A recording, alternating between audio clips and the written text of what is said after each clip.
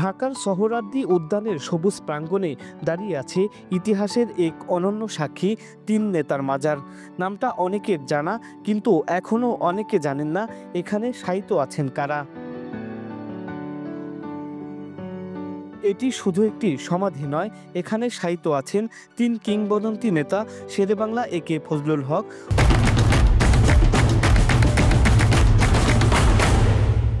গণতন্ত্রের অগ্নিপুরুষ হোসেন শহীদ সোহরাওয়ার্দী আর পাকিস্তানের প্রথম গভর্নর জেনারেল খাজা নাজিমুদ্দিন। তাদের জীবন, সংগ্রাম আর অবদানই মিশে আছে এই জায়গায়। 1973 সালে জন্ম নেওয়া শেরেবাংলা একে ফজলুল হক ছিলেন কৃষক সমাজের বন্ধু।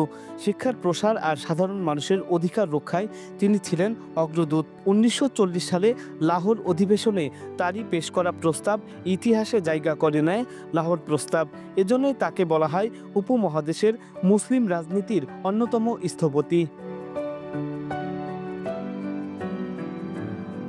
1892 সালে জন্ম নেওয়া হোসেন শহীদ সোহরাওয়ার্দী ছিলেন গণতন্ত্রের জ্বলন্ত প্রতীক। তিনি পাকিস্তানের প্রধানমন্ত্রী হিসেবে দায়িত্ব পালন করেন। তবে সবচেয়ে সাহসী পদক্ষেপ ছিল ইউনাইটেড বেঙ্গল প্রস্তাব, যদিও তা বাস্তবায়িত হয়নি। ইতিহাসে থেকে গেছে এক যুগান্তকারী ধারণা। ঢাকার নবাব পরিবারের সন্তান খাজা নাজিমুদ্দিন ছিলেন পাকিস্তানের প্রথম গভর্নর জেনারেল এবং পরে প্রধানমন্ত্রী। মার্জিত নরম স্বভাবের এই নেতা পাকিস্তানের প্রারম্ভিক রাজনীতিতে গুরুত্বপূর্ণ ভূমিকা রাখেন। 1964 সালে মৃত্যুবরণ করলে তাকেও এই মাজারেই সমাহিত করা হয়। এই তিন নেতার সমাধিকে এক স্থানে সমাহিত করা হয় 1963 সালে।